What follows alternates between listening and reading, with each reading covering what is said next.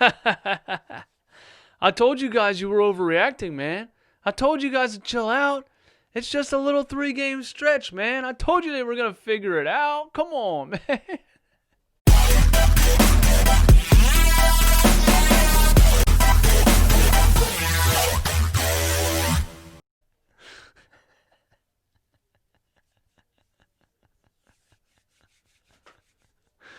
All right, listen. Okay, I overreacted. I'm the one. I overreact a lot when they lose because I get very frustrated with things that I look at that seem very obvious to me. They made shots tonight. They broke the zone. They did all the things you need to do to take care of a team like the Washington Wizards. This is what a team of the Sixers caliber is supposed to do to the Washington Wizards. You understand? The past 3 games wasn't like, oh, it was just 3 games. They were having a rough time, off night, whatever. They'll get back to it. Nah, like I was so mad because it was clearly Brett Brown's decision making that was putting them in those situations. You understand what I'm saying? It was Brett Brown trying to run a high-low with Joel Embiid and Ben Simmons. It was Brett Brown forcing Al Horford, Ben Simmons, and Embiid on the court at the same time. It was Brett Brown refusing to play Trey Burke and going with Raul Neto. It was Brett Brown hindering and handcuffing this offense. And you know what, man? It's almost like Brett Brown watches my YouTube videos. I'm serious, man. I think Brett Brown was sitting at home Googling how to break a zone, how to fix offensive slump, how to separate Ben Simmons and Joel Embiid. Boom! He came across my video. And he said, wow, this guy seems like he knows what he's talking about. Maybe I should play Trey Burke more than 5 minutes. Maybe I should put a real point guard on the floor for a large part of the game.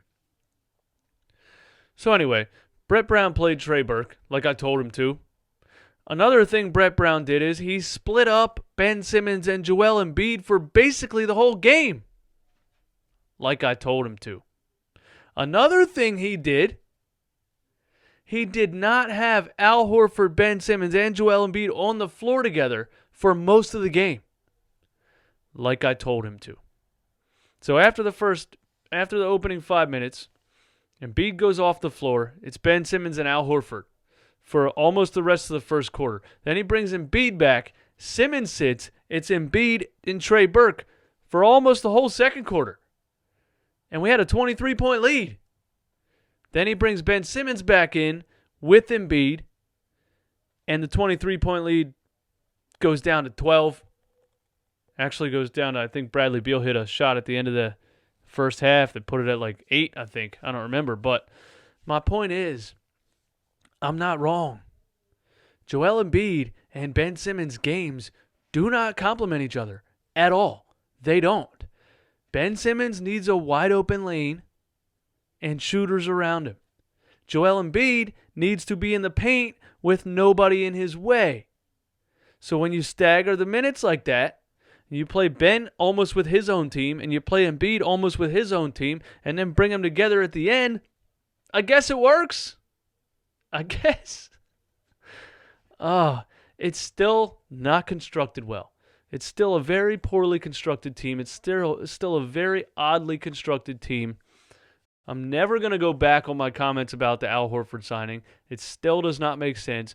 Don't think that all of these problems are fixed just because we beat the Washington Wizards, okay? One of the main reasons we beat the Washington Wizards tonight is because we shot 42% from 3, and they shot 21, okay? Davis Bertans did not rock into a phone booth, spin into a circle, and morph into Klay Thompson tonight. He was 0 for 7 from 3. Take that, Davis Bertans. Think you're going to light us up 2 games in a row? Nah, he was 0 for 7, man. He came back down to earth. Bradely Beal had 36 points. He gets his buckets. Isaiah Thomas had 20 and then got ejected for apparently going at a fan or something. I must have missed that. I saw him walking out when he got ejected, but I missed the part where he apparently went into the stand, so I'll have to look at that. But the rest of the Washington Wizards weren't very good, as they're not in general. you know? But when we got guys like Josh Richardson scoring 21, and he's hitting his shots, mid-ranges, driving, getting to the rim, doing all these things, that makes our team that much better. Of course, the last game that we lost, we got 7 points from Josh and 7 points from Tobias. It's going to be tough for us to win with them doing that. And they're going to have games where they do that. But when they're hitting their shots, our team's different. Ben Simmons?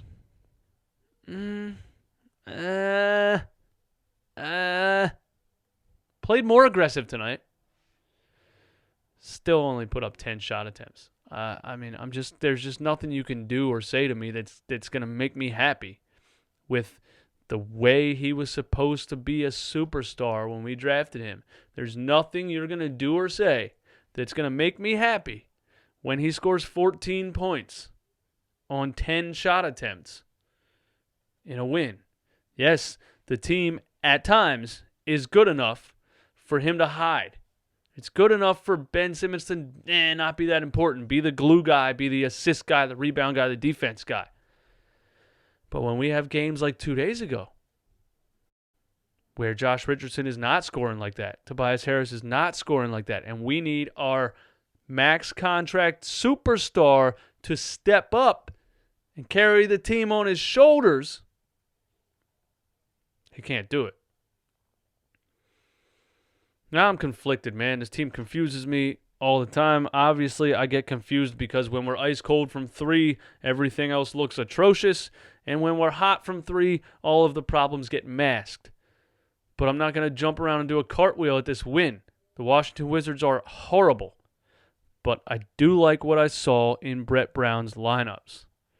I just don't understand how it took a professional basketball coach 30 games to say, oh, maybe I should play that little scoring guard we signed in the offseason that everybody was so happy about. Maybe Raul Neto is not the answer.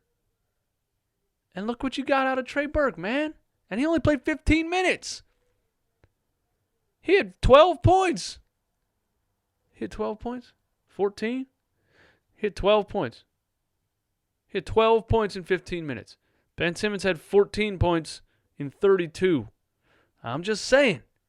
Not saying Trey Burke's better than Ben Simmons. I'm saying Trey Burke is clearly a better point guard than Ben Simmons. A better offensive facilitator. One-on-one, ball handling, pull-up jumper, run the pick and roll. That's what a point guard does. Now take the Trey Burke love that you've recently found, Brett Brown. Take it. Grab it. Keep it. Now move Ben Simmons to power forward, his natural position, and get big-ass Al Horford on the bench. That's how you got to run this team. I know. I'm the professional.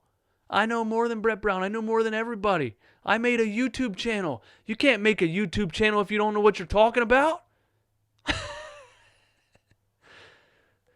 But listen, man, the staggering of the minutes, the lineups, the shooting percentage, that's what this team's going to need to succeed with how awkwardly they've been put together. Let me know what you guys think in the comments, man. What does this win say for us? Are all of our problems solved? Are all of our problems fixed? Is Ben Simmons loved again by Philadelphia?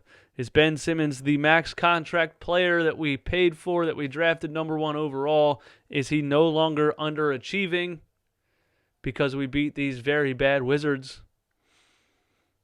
Or is it just the very bad Wizards and we should wait until Christmas Day to assess this team correctly? Christmas Day, the Bucks, a real NBA team with real good structure and real good three-point shooters surrounding the best player in the league. That's the true test.